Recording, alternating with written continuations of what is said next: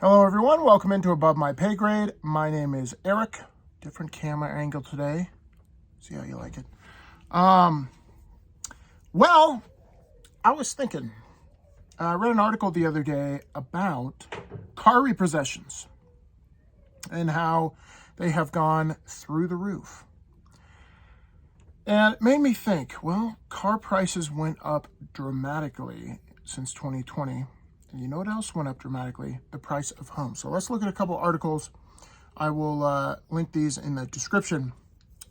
But one in particular from CBS News said, repossessions of vehicles are surging and even have doubled among so-called prime borrowers. That's people with high credit scores, or people with good or excellent or so-called good or excellent credit scores who are considered the least likely to default on their loans.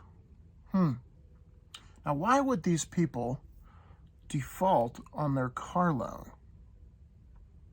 If the job market is so good and they bought their car and they could pay the loan, they could pay the payments, and they default, which hampers their credit significantly, why would they do that if the economy is so great? Maybe, like everyone else in America, they are levered to the hilt. There is no wiggle room in their budget. You know what inflation does? It makes you need wiggle room in your budget.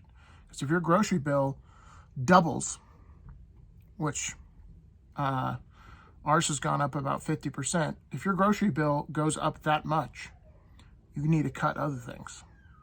And people are learning to cut things that they even need, like cars. So auto loan defaults are going up. Here's from another article from CBT News. An increase in the sale price of both new and used cars caused an affordability to be record low in June of this year.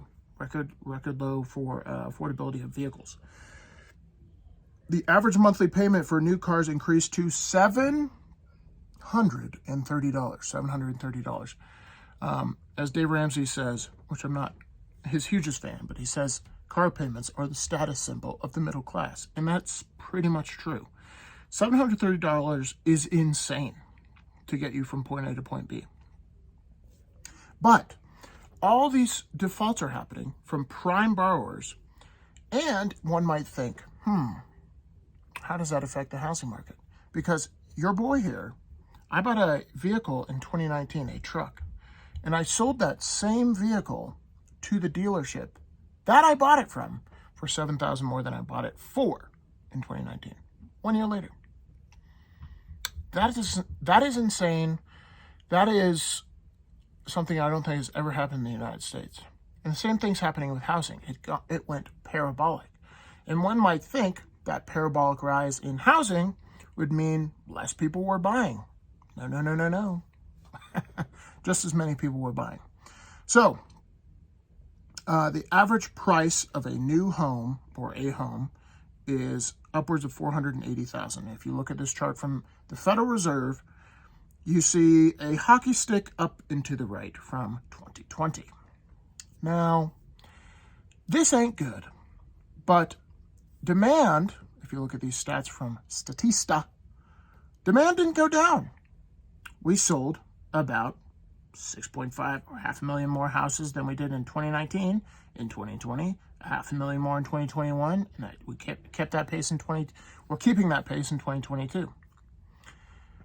These people who bought these vehicles at astronomical values, some of these vehicles had a sticker price above MSRP, $10,000 to $20,000 above MSRP, and people were paying it because they were flush with cash for a lot of different reasons. We all know why. They didn't have to pay on their home loan for a while. They had PPP loans. I read an article about people paying down payments for PPP loans. It's absolutely crazy. But why would that same thing not happen in housing? Because people bought at the peak of the market. The car market is, I would say, much more liquid than and it moves a lot faster than the home market. But to think that we're going to keep these extreme valuations of homes when incomes have not gone up The only way that happens is if all that capital comes from somewhere else other than individual buyers, because individual buyers cannot afford their home, cannot afford a new home.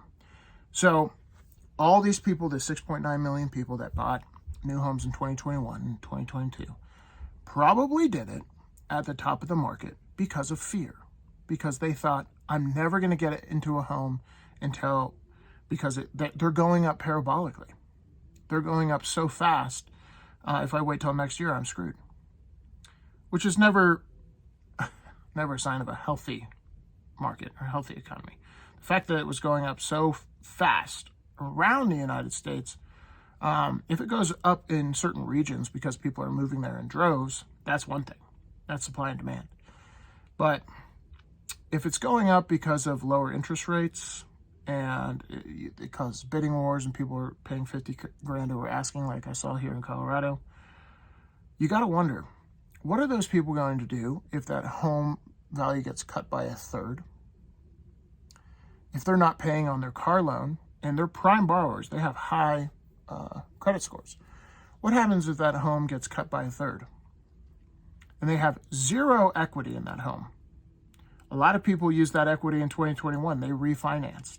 There was something like $1.2 trillion in money that flowed into the economy from just taking money out of people's homes, from refinancing them, cash out refis. But if you're upside down, obviously you cannot refinance and you're up against a wall. You have no equity. And what's your motivation to pay on it when you are upside down on it? Might be the next thing you cut after your car payment. So when people bought at the peak of the car market, what's to say they didn't buy at the peak of the housing market? In that same, of course they need a place to stay. But if people are willing, prime borrowers are willing to not pay on their car loan and take a massive hit to their credit, why wouldn't they do it with their homes? Right? Especially as energy prices go up, they're going to be like, I cannot do this, man. I cannot afford to even keep this place up. So I've heard a lot of different perspectives on what's going to happen with the housing market, and I'm by no means an expert on housing. But I just kind of try to think, what would I do? And what would my neighbor do? And I try to extrapolate that into the macro. Because if you bought at the peak and you're already underwater 2 years later, 1 year later, even in my neighborhood, they're dropping the asking price, and they're staying on the market way longer. I used to see the sign go up, and a day later, they had under contract on the sign. Not so much anymore. So if you were that person in 2021, you got to get inside that person's head and think, what are they willing to do? And there's 6.9 million of those people in the United States. 6.9 million homes in 2021. Same pace in 2022. Bought houses at those prices. Pretty wild. And that's why a lot of people stopped paying in 2007. So anyways, just something to think about. As the car repossessions go up, that's kind of like the canary in the coal mine. You're like, prime borrowers not paying on their cars. What else would they not pay on? Potentially their houses. That's right. All right, let me know what you guys think in the comments. Don't forget, I made a video earlier today. I'm going to do Q&A tomorrow. If you have any questions for me, hit me up in the comments of that video. See you guys in the next one. Peace.